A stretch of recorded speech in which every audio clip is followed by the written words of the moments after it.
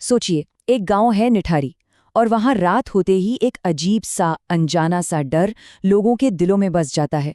ये कहानी किसी डरावनी फिल्म की नहीं है, बल्कि एक सच्ची दिल दहला देने वाली घटना की है, जिसने पूरे देश को हिला के रख दिया था।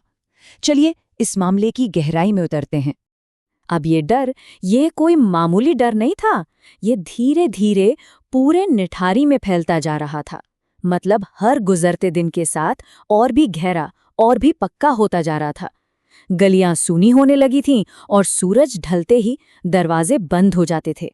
लेकिन सवाल तो ये है कि आखिर ये लोग डर किस चीज से रहे थे? क्या ये सिर्फ कोई वहम था, या फिर इसके पीछे कोई ऐसी हकीकत छुपी थी जो किसी भी वहम से कहीं ज्यादा डरावनी थी? इसी सवाल का जवाब इस पूरी गुत्थी के केंद्र में है। तो चलिए कहानी के पहले हिस्से में चलते हैं, देखते हैं कि आखिर निठारी गांव में हो क्या रहा था जिसने पूरे के पूरे इलाके को खौफ में डाल दिया था। अब इस डर की जो असल वजह थी ना, वो सच में हैरान करने वाली थी। एक के बाद एक बच्चे रहस्यमयी तरीके से गायब हो रहे थे। रात के सन्नाटे में अजीबोगरीब आवाजें गूंजती थीं। कुछ लोग तो ये भी कहते थे कि उन्होंने परछाइयों को यहाँ वहाँ घूमते देखा है। और बस इन्हीं सब घटनाओं से एक अफवाह ने जन्म ले लिया, और वो अफवाह जंगल की आग की तरह फैल गई। देखिए, होता क्या है ना कि जब डर हकीकत पर हावी हो जाता है तो लोग अक्सर ऐसी वजह ढूंढने लगते हैं जो उनकी समझ से बाहर हों। और निठारी में भी ठीक ऐसा ही हुआ। गांव वालों ने इन सारी घटनाओं को एक अलौकिक शक्ति से जोड़ना शुरू कर दिया।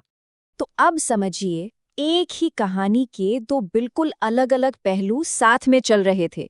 एक तरफ गांव में ये अफवाह थी कि कोई भूत है जो बच्चों को उठा रहा है, और दूसरी तरफ एक कड़वी, दिल दहला देने वाली सच्चाई थी कि दर्जनों गरीब परिवारों के बच्चे सच में लापता हो चुके थे। और इस कहानी का सबसे दुखद पहलू शायद यही था। जब ये डरे सहमे परिवार मदद के लिए पुलिस के पास पहुंचे तो उनकी शिकायतों को गंभीरता से लिया ही नहीं गया। पुलिस ने सोचा, अरे बच्चे हैं, घर से भाग गए होंगे। और बस इसी लापरवाही ने इस त्रासदी को और भी बड़ा बना दिया। लेकिन जब एक के बाद एक कई बच्चे गायब होते गए तो पुलिस पर दबाव बढ़ा और उन्हें आखिर में हरकत में आना ही पड़ा। जैसे ही जांच थोड़ी आगे बढ़ी, एक चौंकाने वाला पैटर्न सामने आया। जितने भी बच्चे गायब हुए थे, सब गरीब परिवारों से थे, और उन सभी को आखिरी बार एक ही खास घर के पास देखा गया था। ये एक बहुत बहुत बड़ा सुराग था जिसने पूरी जांच की दिशा ही बदल कर रख दी। तो अब कहानी उस मोड़ पर आ पहुंची थी जहां सारा शक, सारी जांच एक ही जगह पर आकर टिक गई थी। निठारी का वो बदनाम घर। उस घर के बारे में ना कई तरह की बातें हो रही थीं। कुछ लोग तो उसे भुताहा मानते थे। पड़ोसियों ने कई बार शिकायत की थी कि वहां से बहुत अजीब सड़ी हुई बदबू आती है। और सबसे सबसे जरूरी बात, वो घर ही वो आखिरी जगह थी जहां कई गायब हुए बच्चों को जिंदा देखा गया था। अब डर और हकीकत दोनों का पता एक ही था। इतना सब होने के बाद बढ़ते दबाव में पुलिस ने आखिरकार उस घर की तलाशी लेने का फैसला किया, और यही वो पल था जो निठारी के सालों पुराने रहस्य पर से पर्दा उठाने वाला था। लेकिन तलाशी के दौरान जो कुछ सामने आया ना, वो किसी भूत प्रेत की कहानी से कहीं कहीं ज्यादा भयानक था। गांव वाले जिस डर को कोई अलौकिक ताकत समझ रहे थे, उसकी जड़ें तो इंसानी दुनिया में बहुत गहरी थीं।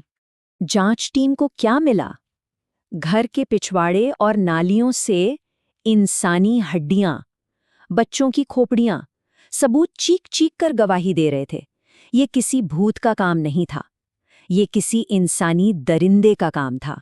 तो अब जांच का पूरा फोकस उस घर में रहने वालों की तरफ मुड़ गया। आखिर कौन थे वो लोग जो इस खौफनाक सच के पीछे थे? जांच में दो नाम सामने आए, और उन्होंने ही इस पूरी हैवानियत को अंजाम दिया था। घर का मालिक मोनिंदर सिंह पंधेर और उसका नौकर सुरेंदर कोली। निठारी का तथाकथित भूत कोई और नहीं बल्कि ये दो इंसान थे। इनका तरीका बेहद क्रूर और सोचा समझा था। पहला कदम, ये मासूम बच्चों को किसी न किसी बहाने फुसलाकर घर के अंदर बुलाते थे। फिर दूसरा कदम, उनके साथ भयानक अपराध करते। और फिर तीसरा कदम, सबूत मिटाने के लिए उनके शवों को घर के आसपास ही कहीं ठिकाने लगा देते थे। ये एक लाइन ना इस पूरे मामले का निचोड़ है कि भूत असल में अंधेरे में छिपी हुई इंसानी क्रूरता थी। जिसे लोग भूत समझ रहे थे वो असल में इंसानी दरिंदगी थी, जो समाज की नज़रों से छिपकर अपना घिनौना खेल खेल रही थी। लेकिन ये घटना सिर्फ एक अपराध की कहानी बनकर नहीं रह जाती, ये हमारे समाज और हमारे सिस्टम की कई बड़ी खामियों को भी सामने लाती है। तो चलिए देखते हैं कि इस पूरे मामले से हम क्या ज़रूरी सबक सीख सकते हैं। देखिए, ये त्रासदी सिर्फ 2 अपराधियों की वजह से इतनी बड़ी नहीं बनी, कई और चीज़ों ने मिलकर इसे और भयानक बना दिया। पुलिस की शुरुआती लापरवाही, उसका इसमें बहुत बड़ा हाथ था। इसके साथ ही गांव में फैली अफवाहों और अंधविश्वास ने सच को सामने आने ही नहीं दिया।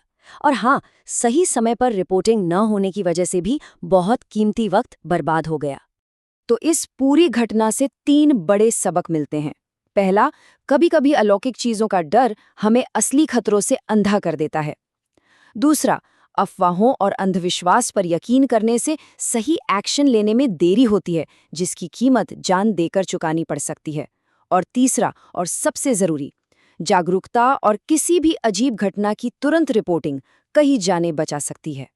और ये पूरा विश्लेषण हमें एक बहुत ही गंभीर सवाल के साथ छोड़ जाता है कि हम भूतों की तलाश में कितने असली राक्षसों को नज़रअंदाज कर देते हैं। अक्सर हम उन चीज़ों से डरते हैं जिनका कोई वजूद ही नहीं है, और इस चक्कर में उन असली खतरों को पहचानने से चूक जाते हैं जो हमारे ही बीच इंसान के रूप में घूम रहे हैं। सोचने वाली बात है ना?